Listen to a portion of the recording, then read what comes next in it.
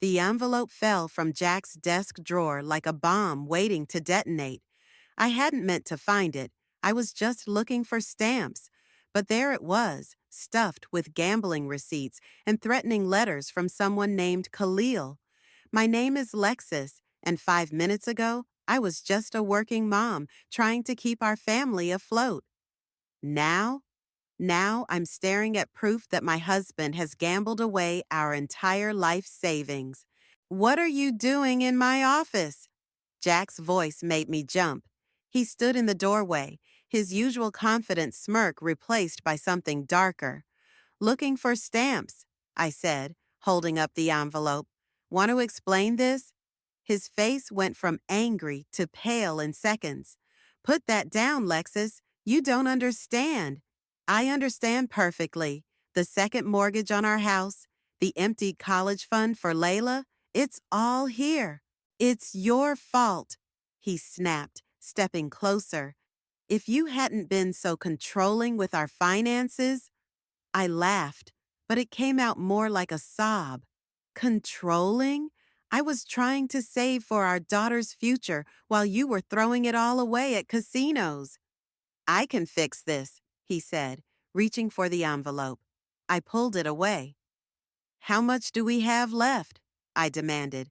His silence told me everything. Mommy? Layla's small voice came from the hallway. Why are you and Daddy yelling? I quickly wiped my eyes. Everything's fine, sweetie. Go finish your homework. But, now please. Once her footsteps faded, I turned back to Jack. How are we going to pay for her dance classes, her braces? I said I'll fix it. He snatched the envelope from my hands, but not before I caught a glimpse of another name, Chris Fleming. Who's Chris Fleming? I asked. Jack's reaction was instant and violent. He slammed the drawer shut so hard the desk shook. Stay away from that name, Lexus. I mean it. Or what? What else could you possibly take from us? He grabbed my arm, his fingers digging in. I'm warning you. Let go. Each word came out like ice. He released me, stepping back. This is your fault, he repeated, but his voice shook. You pushed me to this. I walked to the door, then turned back. No, Jack, you did this all on your own, and I promise you, you're going to regret it. As I left his office, I could hear him frantically shuffling through papers, but I already had what I needed, a name and the first thread of a plan that would unravel everything he'd built on lies. Chris Fleming. Whoever you are, I hope you're ready for a very interesting conversation. Finding Chris wasn't hard. A few LinkedIn searches and one desperate phone call later, I was sitting across from him in a quiet coffee shop downtown. He looked exactly like his profile picture, sharp suit, graying temples, and eyes that had seen too much. So, you're Jack's wife, he said, stirring his untouched coffee. Soon-to-be ex-wife, I corrected, and I think we both know what kind of man Jack really is. Chris's laugh was bitter. Lady, you have no idea. Try me. I just found out he gambled away our daughter's college fund, took out a second mortgage without telling me, and apparently owes money to someone named Khalil. The coffee cup froze halfway to his mouth. Khalil? He's still involved with Khalil? You know him? Khalil's not someone you want to know. Chris leaned forward. Listen, Lexus, whatever you're planning, don't. Take your daughter and walk away. I can't. Jack's made sure I have nothing to walk away with. I pulled out the envelope. But I found something interesting in here. Documents about your old partnership. His jaw tightened. That was 3 years ago. When Jack forced you out of your own company, the one you built from scratch? He didn't force me out. He framed me for embezzlement. Chris's knuckles went white around his cup. Cost me my reputation, nearly my marriage. Took me 2 years to clear my name. Help me, I said. Help me take him down before he destroys anyone else. Why should I trust you? For all I know, This is another one of Jack's tricks. I pulled out my phone, showed him my bank account. Zero balance. Then photos of Layla. This is my daughter. She's 8. Everything I had saved for her future is gone. I'm not asking you to trust me. I'm asking you to help me protect her. Chris studied the photos for a long moment. Jack always said you were just a trophy wife who couldn't understand business. Jack says a lot of things. Most of them are lies. He sat back, a slow smile spreading across his face. You know what? I think I'm starting to like you, Lexus. Does that mean you'll help? On one condition. He pulled out his own phone, showed me a document. This is proof of what Jack really did to my company. I've been sitting on it for 3 years, waiting for the right moment. You want my help? We use this too. I nodded, feeling the first real spark of hope in weeks. When do we start? Right now. Chris's eyes gleamed. But first, there's something you need to know about Khalil. He might be exactly the ally we need. Khalil's office was nothing like I expected. Instead of some shady back room, it was a sleek downtown high-rise with floor-to-ceiling windows. Chris and I sat across from him, watching as he reviewed the documents we'd brought. Your husband, Khalil said, his voice surprisingly gentle, owes me nearly $500,000. The number hit me like a physical blow. Half a. And that's just me. He slid a folder across his desk. These are copies of IOUs from 6 other creditors. The total is closer to $2 million. My hands shook as I opened the folder. This can't be real. Oh, it's very real. Khalil leaned forward. The question is, what do you plan to do about it? Before I could answer, my phone buzzed. A text from my sister Whitney. 911, call me now. Excuse me, I said, stepping into the hallway. Whitney answered on the first ring. Lex, where are you? Jack's at my house. He's looking for you. What? Why? He's freaking out about some missing documents. Says you're trying to ruin him. She lowered her voice. He's drunk, Lex. I've never seen him like this. Don't let him know anything. I'll handle it. Back in the office, Chris was deep in conversation with Khalil. They both looked up when I entered. Problem? Chris asked. Jack's starting to unravel. He's at my sister's place, drunk and angry. Khalil's expression darkened. Then we need to move faster. Your husband's not just a gambler, Lexus. He's been embezzling from his company to cover his debts. How do you know? Because I've seen the wire transfers. He pulled up something on his computer. Every time he loses big, money mysteriously appears from corporate accounts. But he's getting sloppy. Last week, he took nearly $50,000 from the employee pension fund. Chris whistled. That's federal territory. Exactly. Khalil turned to me. I'm willing to help you expose him, but you need to understand, once this starts, there's no going back. He'll likely face criminal charges. My phone buzzed again. Whitney. He's asking about someone named Chris. Says he'll find out what you're planning. I showed the message to Chris, who immediately stood. We need to go. Now. Wait. Khalil handed me a business card. My private number. Call me tomorrow. And Lexus? His eyes met mine. Be careful. Men like Jack are most dangerous when they're cornered. In the elevator, Chris turned to me. Are you sure you want to continue? This is getting serious. I thought of Layla, of our empty bank accounts, of Jack's drunken threats. I'm sure, but we need to move fast. Good, Chris said, checking his phone, because my wife Heidi just texted. Jack's been calling her too. Things are about to get messy. He did what? I stared at Chris's laptop screen in disbelief. We were in his home office, and what I was seeing made my blood run cold. Your husband didn't just steal from the pension fund, Chris explained, scrolling through financial records. He created fake employees, ghost accounts to funnel money through, Look at these names. Each fake employee had received regular payments for 2 years. Hundreds of thousands of dollars vanished into gambling debts. The door burst open, making us both jump. It was Heidi, Chris's wife, her face flushed with anger. "Jack just called again," she said. "He threatened to expose our tax records if Chris doesn't back off. Said he has proof of fraud." Chris's face went pale. "What proof?" "He's bluffing," I said, "just like he always does." "No." Chris ran his hands through his hair. "He might have something. Remember those documents he used to frame me? He could have kept copies." My phone rang, Whitney again. "Lex, Jack showed up at Layla's school today." My heart stopped. "What?" "He tried to pick her up early. Thank God you already removed him from the approved list." The principal called security. I grabbed my keys, but Chris caught my arm. "Where are you going?"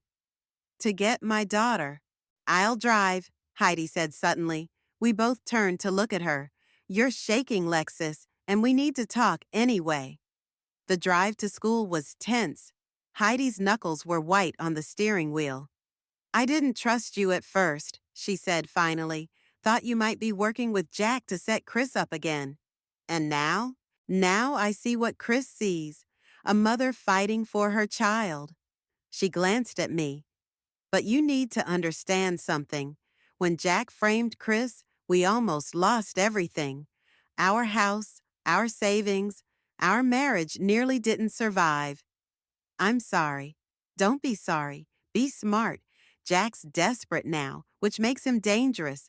Whatever you're planning, it needs to be bulletproof." We pulled up to the school just as Layla came running out.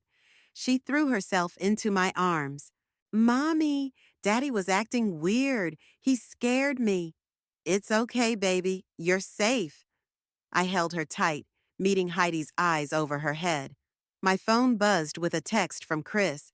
"Found something big. Jack didn't just steal from the pension fund. He's been selling company secrets to competitors. Got proof." Heidi read the message over my shoulder. "Well," she said grimly, "looks like we've got our bulletproof." I hugged Layla closer, feeling a strange mix of triumph and dread. We finally had enough to destroy Jack completely, but first, we had to survive whatever he was planning next. "Mommy, are you and Daddy getting divorced?" Layla's question caught me off guard as I tucked her into bed at Whitney's house, where we'd been staying. "Why do you ask that, sweetie?" "Because Tommy at school says when parents fight like you and Daddy, they get divorced." She clutched her stuffed rabbit tighter. "He says I'll have to choose who to live with." I sat on the edge of her bed, fighting back tears. "You don't have to choose anything. My job is to protect you, and that's what I'm doing." My phone vibrated. Khalil calling. "Get some sleep, baby. I love you." "Love you too, Mommy." I stepped into the hallway to take the call. "Hello?" "Lexus, we have a problem." Khalil's voice was tight. "Jack's other creditors are getting impatient. They're talking about collecting their debts aggressively."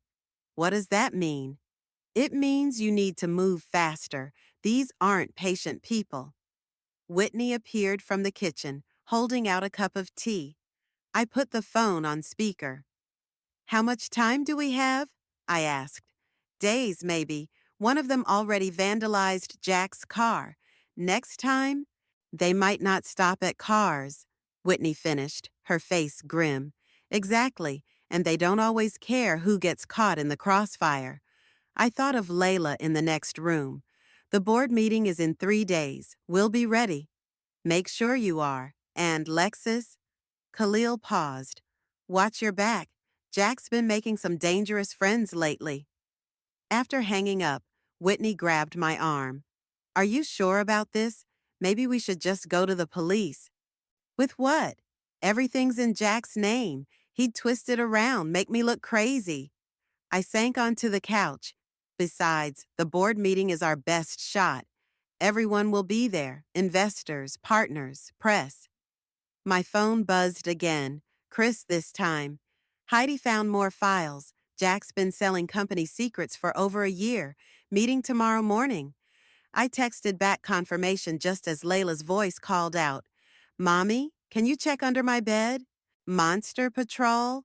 Whitney smiled. Just like when we were kids. I went back to Layla's room, checked under the bed, in the closet, behind the curtains.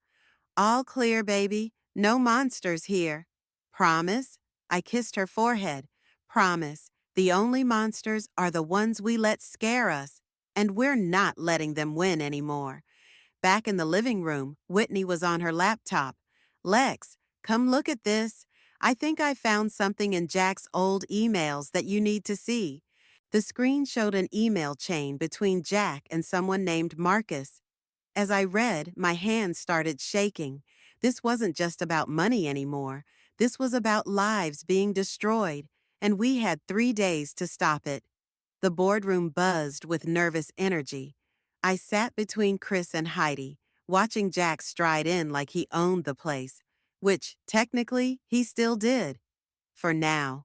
Before we begin, Jack announced, flashing his trademark smile, I'd like to address some malicious rumors.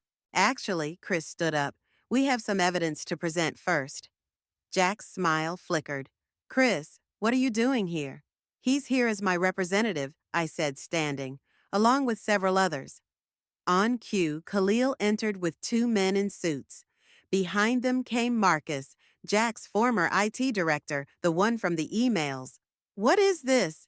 Jack's voice rose. Security! They won't come, Marcus said quietly. They're busy reviewing security footage of you entering the building at 3 a.m. last Tuesday. Interesting timing, considering that's when the pension fund records were altered.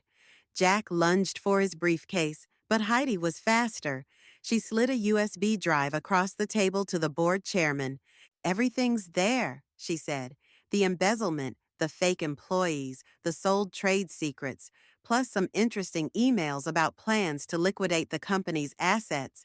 These are lies, Jack shouted. She's my wife. She's trying to ruin me. Ex-wife, I corrected, as of this morning. And these aren't lies, Jack. They're your own records. The chairman plugged in the drive. As documents filled the screen, Jack's face went from red to ashen. You can't, he started. Can't what? I stepped closer. Can't protect my daughter from your gambling? Can't expose how you've stolen from everyone in this room? Can't prove you're a fraud? You don't understand, he pleaded. I can fix this. I just need time. Time's up, Khalil said. The other creditors are already talking to the FBI. The boardroom erupted in chaos. Directors shouting, papers flying, phones coming out to record everything. Then suddenly, Jack laughed. The sound sent chills down my spine. You think you've won? He pulled out his phone. One call and certain offshore accounts get emptied. Accounts holding what's left of the pension fund, the company's emergency reserves, everything. The room went silent. You wouldn't, the chairman whispered. Try me. Jack's finger hovered over his phone. I go down, everyone goes down, including you, Lexus, especially you. I stepped forward, smiling. Make the call, Jack. His eyes narrowed. What? Go ahead. Try to access those accounts. Marcus? Marcus cleared his throat. All offshore accounts were frozen 20 minutes ago. Federal authorities are already tracking the money. Jack's phone clattered to the table. For the first time, I saw real fear in his eyes. How? He whispered. You taught me well, I said. Always have a backup plan. The boardroom doors opened again. This time, it was the FBI. You have no idea what you've done, Jack snarled as the FBI agents approached. This isn't over, Lexus. Actually, it is. I held up my phone, showing him the recording app. Everything you just said about the offshore accounts, that was your confession. The lead FBI agent stepped forward.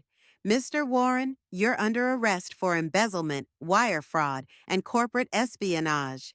As they read him his rights, Jack's mask finally cracked completely. Wait, I can give you names, bigger names, people who helped me move the money. Like Khalil? I asked. Jack's head snapped toward me. Khalil stepped forward, pulling out a badge. Special Agent Roberts, FBI Financial Crimes Unit. Thanks for making this so easy, Jack. You were FBI this whole time? Jack's face went completely white. We've been building this case for months, Khalil said. Your wife just helped us close it. Ex-wife, I corrected again, enjoying how Jack flinched at the word. As they led him toward the door, Jack made one last desperate attempt. The pension fund, I can get it back. I just need— It's already back, Chris interrupted. While you were threatening everyone, Marcus was completing the transfer. Every penny's been returned to the employees' accounts. The boardroom erupted in applause. Jack's shoulders slumped as the reality of his situation finally hit him. Lexus, he called out, his voice breaking. What about Layla? She needs her father. You should have thought about that before you gambled away her future. I walked up to him, keeping my voice low. She deserves better than you. You've destroyed me, he whispered. No, Jack, you destroyed yourself. I just made sure you couldn't take anyone else down with you. As the agents led him away, Whitney appeared in the doorway. Is it done? I nodded, finally letting out the breath I'd been holding for weeks. The board chairman cleared his throat. Mrs. Warren, I mean Ms. Bennett, on behalf of the board, we owe you our gratitude. And an apology. We should have seen the signs. What matters is that it's over, I said. The employees get their pensions back, and the company survives. Chris raised an eyebrow. Speaking of survival, what are you going to do now? I looked around the room at the faces that had helped make this possible. Chris, Heidi, Whitney, Marcus, Khalil. Each of them had risked something to expose the truth. Now? I smiled. Now I make sure this never happens to anyone else. How? Heidi asked. Before I could answer, my phone buzzed. A text from Whitney's husband. Layla's asking when you're coming home. Says she has big news about her science project. First, I said, gathering my things, I'm going to hug my daughter. Then tomorrow we start rebuilding. And that's why financial literacy is your most powerful weapon, I concluded, looking out at the packed auditorium. Because knowledge isn't just power, it's protection. The women in the audience burst into applause. As they lined up to talk afterward, I spotted Layla sitting in the front row with Whitney, beaming with pride. Mom, you were amazing! Layla ran up and hugged me, just like a superhero. The best kind of superhero, Chris said, approaching with Heidi. One who helps people protect themselves. A young woman stepped forward from the line, clutching a notebook. Ms. Bennett, your story about Jack. It's exactly what's happening to me right now. I didn't know what to do until today. That's why we're here, I said, handing her my card. Come to my office tomorrow. We'll help you get your life back. Speaking of getting things back, Heidi smiled. The last of the pension funds hit the accounts this morning. Every employee got everything they were owed, plus interest. My phone buzzed, a text from Khalil. Jack took the plea deal. 10 years, no parole, full restitution ordered. Good news, Whitney asked, seeing my expression. The best kind, justice. A reporter approached, notebook in hand. Ms. Bennett, your financial literacy program for women has helped expose 3 major fraud cases in just 2 months. What's next? Next? I looked at Layla, who was showing Heidi her latest science project. Next is making sure the next generation of women never needs a program like this, that they grow up knowing their worth and their rights. Is that why you're opening the new advocacy center? Partly. I gestured to Chris and Heidi. But I'm not doing it alone. Sometimes the best revenge isn't destroying someone. It's building something better from the ashes they left behind. Later that evening, as Layla and I walked home through the park, she grabbed my hand. Mom, I'm glad you're not sad anymore. What do you mean, sweetie? When Dad was here, you always looked scared and sad. Now you look strong, like the mom I always knew you were. I stopped, kneeling down to her level. You know what made me strong? You did. Everything I did for you. And now you help other people's moms be strong too. That's right, because sometimes people just need someone to show them they're stronger than they think. My phone buzzed again. Another woman needing help, another story waiting to be changed. But this time, I wasn't afraid. This time, I was ready. Because sometimes the best endings aren't really endings at all. They're beginnings in disguise.